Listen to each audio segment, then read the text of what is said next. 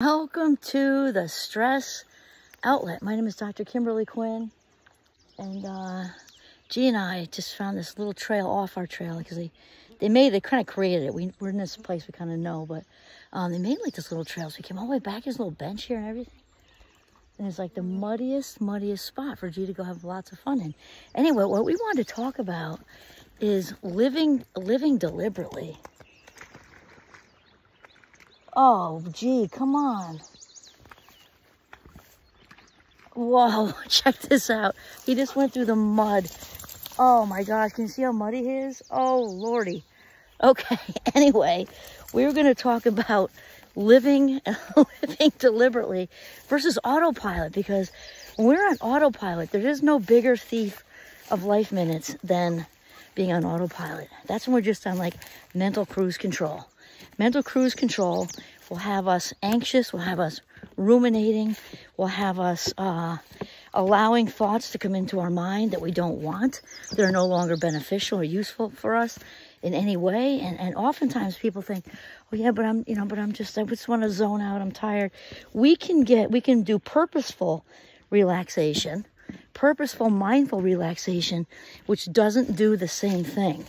You can be calm and quiet and serene and resting and not allow. It's kind of like autopilot is basically like there's a guard at the gate, but they're leaning up against the wall of whatever it is they're trying to protect, asleep, and letting all the intruders in. So that's not what we would, we wouldn't say that the soldier is necessarily really resting and just asleep at the wheel, versus purposeful relaxation, mindful relaxation, which is being out in the woods. If you don't have that out in the park, if you don't have that in the quiet of your apartment or home in a major city, with meditation music on and resting in that way. Binging Netflix is not an example of purposeful relaxation. And the autopilot thing is just so dangerous because it's the biggest thief of life minutes there could possibly be.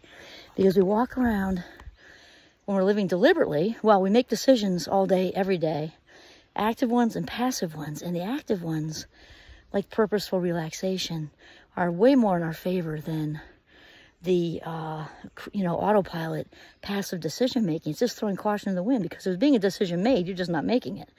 So we can live deliberately as much as possible. It means making these micro decisions, not just restful, purposeful relaxation, but making active tiniest little decisions all day long, to be actively involved in those, because that's how we live deliberately and save those life minutes.